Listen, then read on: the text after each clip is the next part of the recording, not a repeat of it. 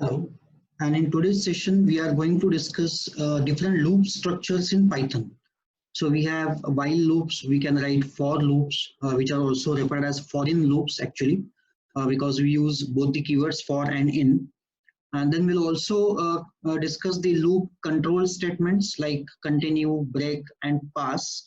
And we will look at a few of the nested loop examples also.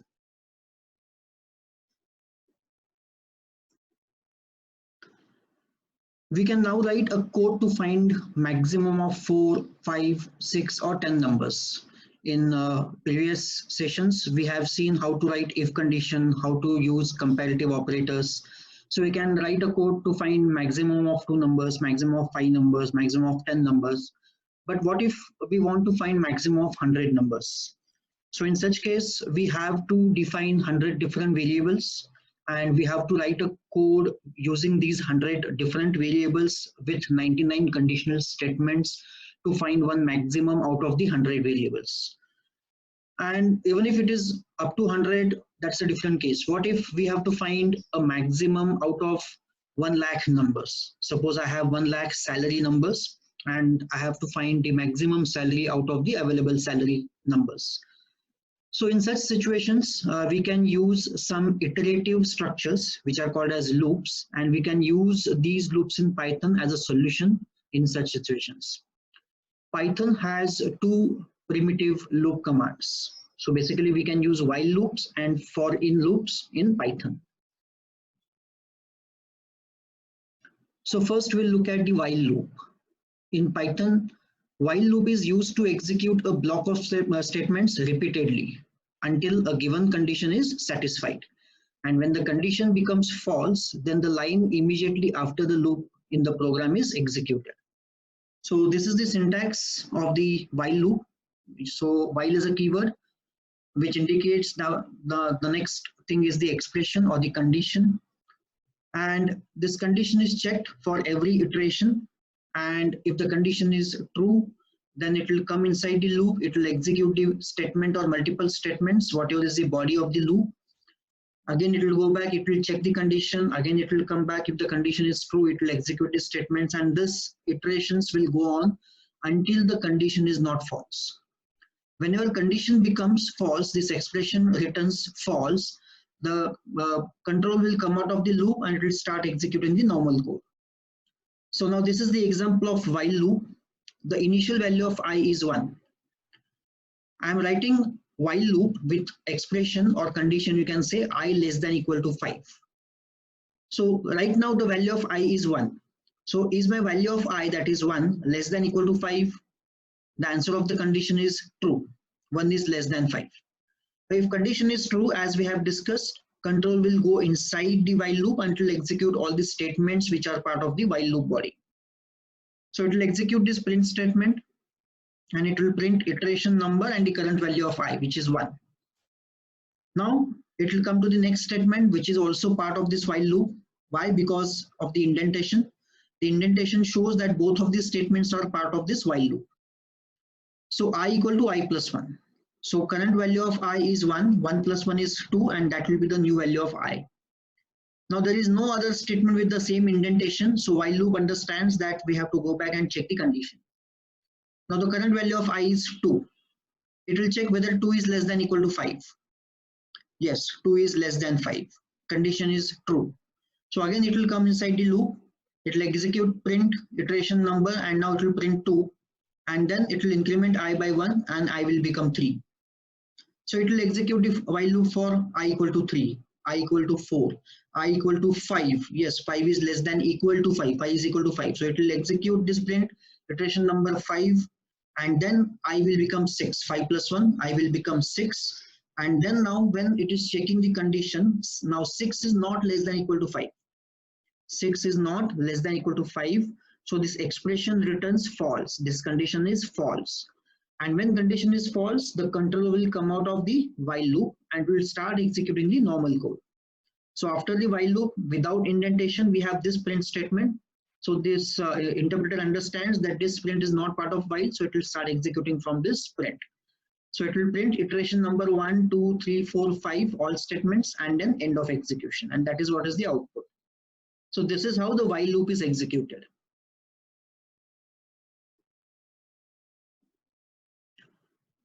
Now we can use else statement with the while loop. At the end, what we are doing is we are checking a condition in the while loop, and whenever we have a condition, we can also have a else part in that condition format. So while loop executes the block until a condition is satisfied. When the condition becomes false, the statement immediately after the loop is executed. That is what we have discussed. That is the syntax of the while. The else clause is only executed when your while condition becomes false. So at the end, what we are doing is we are writing a condition in while loop. So whenever that condition is false, only in that case it will come to the else part. So you have to you can use this else part for those statements, for writing those statements which you want to execute, definitely want to execute at the end of the execution of the while loop. So at some point of time, the condition is going to be false and the control will come out of the while loop. In that case, if you want to write a specific statement which you want to execute at the time of execution, in that case, you can write those statements in else part. If you break out of the loop or if an exception is raised, it won't be executed. This is the important thing.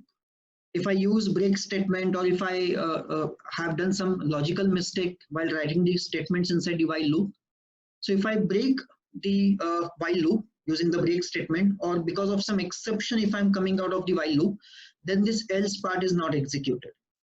Okay, and at the end of the execution, it will also execute the print statement, which is a normal statement. So if you look at this code, this is the syntax of while with else, while condition, and then the statements, which is the while body, and then you can write else and colon again. So that is the syntax. Now we'll discuss this example. Initial value of I is equal to 1. I'm checking the condition while I is less than equal to 3. Yes, 1 is less than equal to 3. So it will come inside the while loop, body of the while loop. It will print iteration number 1. I will become 1 plus 1, that is 2. 2 is less than equal to 3. Yes. So it will print iteration number 2. 2 plus 1, 3. I will become 3. 3 is less than equal to 3. Yes. It will print iteration number 3. 3 plus 1, 4. I will become 4.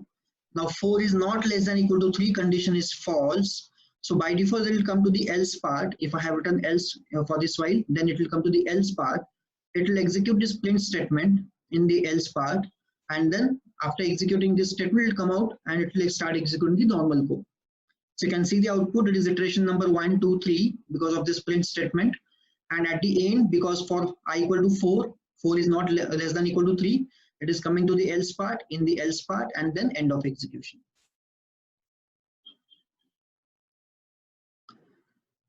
Now, similar to while, we can also use another looping structure, which is for in loop. For loops are used for sequential traversal.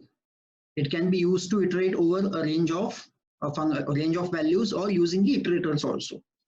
Now, syntax is for some variable in some possible set of variables or sequence, and then colon. And then with indentation, you can write multiple statements, which you can call it as a body of for loop. Now look at this example. Initial value of n is equal to 5. For I in, now this is how we can write the for loops in Python. For I in, so I is my variable which will traverse through a range of values. I in, range is a function. Range is a predefined function. Into bracket, I can give the set of values which I want to traverse through in this for loop.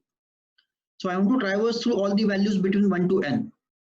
Now what is important thing in case of for loop, in case of range function, when I say 1 comma n, range of 1 comma n, that indicates all the values, which are between 1 to n, but excluding n. So it will take all the values till n minus 1. It will not take the value of n itself.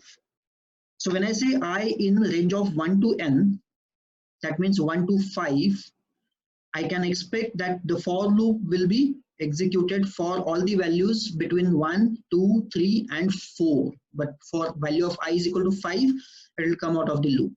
And that's why you can look at the output. The output says iteration number 1. The initial value of I is 1, then automatically it will be incremented to 2. So like while loop, we don't have to write I equal to I plus 1 manually. So that is inbuilt, or that is done automatically in for loops. I will become 2, then it will print iteration number 2, I will become 3, iteration number 3, I will become 4, iteration number 4, I will become 5. Now because range is ending at 5, it will come out of the for loop. So that is how the for loop is executed using range function. Now I will discuss few more examples of for in loop. So by default, we have seen that the variable is incremented by value of 1. But what if we have to increment the value of the variable by more than 1 or less than 1? So in that case, we can use a third parameter in range function. So look at this example for x in range 2, 20, 3. So in this case of this example, this 2 becomes my start point. This 2 becomes my start point. This 20 becomes my end point for the loop. And this 3 becomes my step. Or I can say increment or decrement. So this 3 becomes my increment or decrement. So for x in range, starting point is 2. So it will print 2. If I am printing the value of x, it will print 2. It will go till 20. So right now 2 is less than 20. So condition is true. And I want to increment the value of x by 3, not by 1, which is by default. So the next value of x is 2 plus 3 is 5. It will check whether 5 is less than 20. Yes, it will print 5. Again 5 plus 3 is 8. 8 is less than 20. Yes, it will print 8.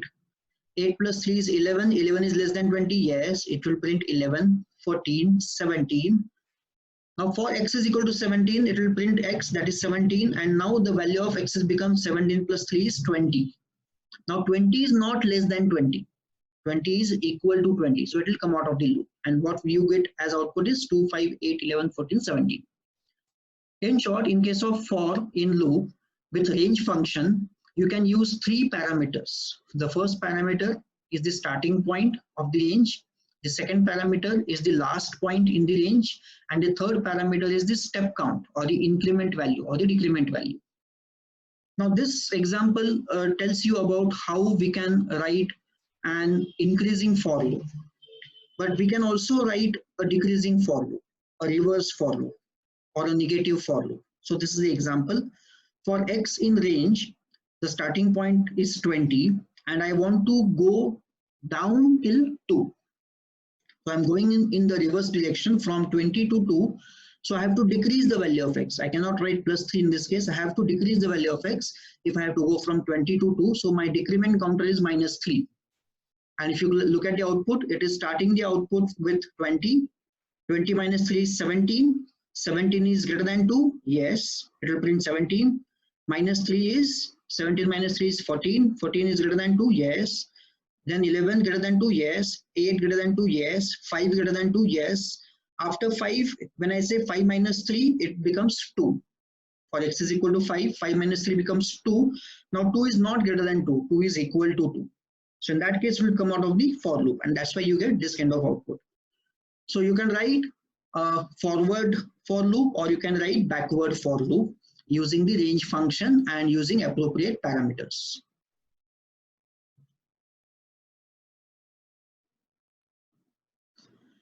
Few more examples of for loop. You can use for loops with characters and strings also. So look at this example for x in banana. So I have a string with 6 characters, banana. And if I just write print x statement, so when I say for x in banana, that means x will take all possible values which are in this set. Now this is a set of characters. I can call this as a set of characters. It is equivalent to saying range of 6 values. So it is a set of 6 characters. So every character, x can take a value of every character. So when I say x in banana, the first value, initial value of x is this character b. This character b. So it will print b. It will print b, and then it will go to the next character, which is a. Then it will print a. Then next character n. Likewise, it will print all the characters, and at the end of the string, it will come out of the for loop. So likewise, you can write a for loop to print all the characters which are present in a string format, because string is nothing but a collection of characters or range of characters. Now this is another example of for in loop. We have not discussed the concept of lists yet, but this is one example of list. I'm creating a list with name fruits, and I have values like apple, banana, and cherry in my list. Now in this case, if I write for x in fruits, which is a list variable, for x in fruits, like in previous example, now x is not going to take individual characters. In previous example, I'm writing x in banana. So banana itself is a set of characters. But now when I'm writing for x in fruits, my fruits is a list of 3 values. So x will take each value in one iteration. X will take each value in one iteration. So the initial value of x is apple. So when I say print x, it will print apple on the screen. Then the next value is banana in the list. So the next value which will be taken by x is banana. So it will print banana on the screen. And then the last value it will take is cherry. So the last value of x is cherry. It will print cherry. As we are at the end of the list, it will come out of the for loop. So likewise, there are multiple applications of for in and while loop with multiple types of variables, lists, dictionaries, and tuples. So as and when we will discuss lists, tuples, and dictionaries, we will revisit for loops and while loops. So just like for loops, just like while loops, as we can use else statement with the while loop, we can also use else statement with the for loops. So we can also combine else statement with for loop like in while loop, but as there is no condition in the for loop based on which the execution will terminate, so the else block will be executed immediately after the execution of for block, or the for block finishes, then that else part is executed. So look at this code now. N is equal to 5. Initial value of n is 5. For I in range 1 to n, so my for loop will be executed for 1, 2, 3, 4, these 4 values. I'm printing iteration number 1, iteration number 2, iteration number 3, and iteration number 4. As I'll end the execution of for loop, when I will become 5, it will come out of the for loop and directly it will go inside the else part.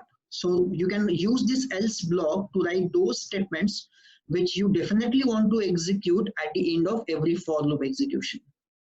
So at the end of for loop execution, whatever statements you want to definitely execute, you can write those statements in else part. So whenever the condition is false and it will come out of the for loop, it will execute the else block. So right now you can look at the output. It is printing 1, 2, 3, 4, iteration number 1, 2, 3, 4. Then it will come to the else part. Control is in else part, so it is printing that line, and then it will start executing the normal code. So print end of execution. So this is how you can use else part with, or else block with, for loops also. Now we are going to discuss few of the loop control statements. Like we have 3 loop control statements which are there in Python. First is continue, second is break, and third is pass. So continue statement, it returns the control to the beginning of the loop. With continuous statements, the continue returns the control to the beginning of the loop. So look at the example. Initial value of n is equal to 10. So for I in range 1 to n, so I can expect my for loop to iterate through 1 to 9. 1, 2, 3, 4, 5, 6, 7, 8, 9. For all these values, the for loop will be executed. Now inside the for loop, the body says the first statement is if I%2 equals to 0. So initial value of I is 1 because my range is starting from 1. So it will check 1%2 equal to 0. Now 1%2 is not equal to 0. It is equal to 1. So it will not execute this continue part. It will come to the next statement and it will print the value of I. So it will print the value of I as 1. Then I will become 2 automatically. So 2%2 equal to 0. Yes, 2%2 remainder. When I divide 2 by 2, remainder is 0. So continue. Now, what is the meaning of this continue? Continue means skip the remaining part, remaining body of this for loop, remaining statements of this for loop, and start iterations from the next value of I.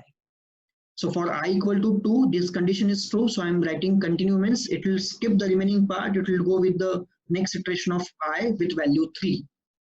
So it will check 3%2 equal to 0. Now 3%2 is not equal to 0 because 3%2 is 1. Remainder, if I divide 3 by 2, remainder is 1. So it will not execute this continue because condition is false. So it will come and it will execute normal statement print I. So it will print 3. In short, it will not print all those numbers in the range of 1 to 10 which are divisible by 2. For those, I am writing continuous statement. Only those numbers will be displayed on the screen which are not divisible by 2. So I am displaying all the odd numbers 1, 3, 5, 7 and 9. So this is how you can use continuous statement in for loops. The second loop control statement is break statement. It brings control out of the loop. Just like continue takes the control to the beginning of the loop, break will take the control out of the loop. So now look at this example. N is equal to 10. Initial value of n is 10. For I in range 1 to n, that is 1 to 10. So I can expect this for loop to execute for all the values between 1 to 9. If I %3 equal to 0, I am writing break. That means I want to come out of the loop if this condition is true for any value of I. Else I am going to print the value of I. So initial value of I is 1. It will go, it will check 1% 3 is 0. No, 1% 3 is not 0. So it will print value of I as 1. Then it will become 2. 2% 3 is 0. No, 2% 3 is not 0. So it will print value of I, that is 2. Now it will become 3. And now it will check 3% 3. Now 3% 3 is equal to 0. Condition is true. So it will execute the if part, the true part, and which says break, that means come out of the for loop. So it will not print the remaining values of I. So now my for loop has not got executed for all the values of I. The for loop has got executed for I equal to 1 and 2 only, and for I equal to 3, it has executed the break statement and it has came out of the for loop execution. Look at the another example. N is equal to, if I'm taking some input, input from the user. So this is another way to take the input from the user. I can combine the input, the print statement and the conversion of that string to the integer all in one statement as n is equal to int input, enter a number. So first of all, it will display this message on the screen, enter a number, as you can see in the output. Then whatever is the input given by the user, in this case 7, that is accepted using this input function. Now whatever is the input 7, as we have discussed, that input always receives string. So this 7, though I am typing 7, considering 7 as integer, because of this input function, my 7 is in string format, which I have to convert into integer if I have to use 7 as a number. So I'll typecast the string 7 into number 7 using this int function. And now I am having this 7 as a number in n. So n is now integer variable with value n. I am using a flag with initial value as 0. And then I am running a for loop for I in range of 2 to n. Now why I am taking 2 to n? Because I want to check whether the number n is a prime number or not. So what is the definition of prime number? Prime number definition says the number which is only visible by 1 n itself. The number which is only visible by 1 n itself. That means I have to check whether the number is divisible by all the other numbers except 1 n itself. Except 1 n itself. So that means I have to check for all the numbers which are between 2 and n minus 1. So by default, when I write n, the loop executes till n minus 1. That's why I'm writing for I in the range of 2 to n. So it will start with the value of I is equal to 2, 3, 4, 5 up to n minus 1. And that is what is required to check the prime number. And what is the condition? If my n is divisible by any of the numbers in this range 2 to n minus 1, is divisible by any of the numbers in this range 2 to n minus 1. If the remainder is 0, I'll just keep the flag as 1 and then I'll use the break statement. So now I'll execute this code for the input of 7. So value of n is 7. So value of I, initial value of I is 2. It will check whether 7% 2, whether 7% 2 is equal to 0 or not. If 7% 2 is 0, yes, then we will execute the body of the if condition. But right now 7% 2 is not equal to 0. So what I'll do is I'll just write down the values for better understanding. Value of n is 7 and value of I is currently 2. Okay. So for I is equal to 2, it is checking 7% 2. Is 7% 2 equal to 0? No, 7% 2 is not equal to 0. So it will not go inside the body of the if. It will go to the next iteration of I and I will become 3. Now for next value of I, again it will check 7% 3 equal to 0. No, 7% 3 is not equal to 0. It is equal to 1. So again it will skip, it will not go inside the if body. It'll go to the next iteration of I, which is 4. Again, it will check whether 7% 4 equal to 0. No, 7% 4 is also not equal to 0. We'll go to the next iteration, 7% 5, 7% 6, which is n minus 1. So 7% 6 is also not equal to 0. So as n will become 7, as I will become 7, it will come out of the for loop. So for whole execution of the for loop between the values of 2 to n, I have never executed these two statements, flag is equal to 1 and break statement. So because of which my flag remains 0. If my flag remains 0, that means I have not executed these two statements. That means there is no value in this range which is dividing my n. That means my n is prime. So if flag is equal to 0, that means I have to print prime number, else I have to print not a prime number. So this is a code which you can consider to write to check whether a number is prime or not. And this is a use of break statement. Now the last control statement is pass statement. For loops, these for loops cannot be empty. We cannot write just for loop colon and nothing. The for loops cannot be empty. But if you want, for some reason, you want to have a for loop without any content, without any statement, then you have to put in the pass statement to avoid the error. Because if you don't put the pass statement, and if you just keep the blank for loop after colon, if you don't write anything, it will give an error. That is not allowed in Python. So if you want to write a blank for loop without statement, if you just want to increment I for some reason, then you have to just write pass.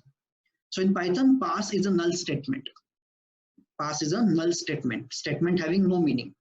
The interpreter does not ignore a pass statement. It will execute the pass statement, but nothing happens because it's a null statement, and the statement results into no operation. That is the use of pass statement. So this is the last loop control statement.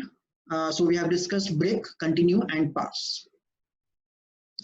The next concept is nested loops. Just like nested if else, we can also write nested loops. So Python programming language allows to use one loop inside another loop. So this is the syntax for nested for loop, and this is the syntax for nested while loop.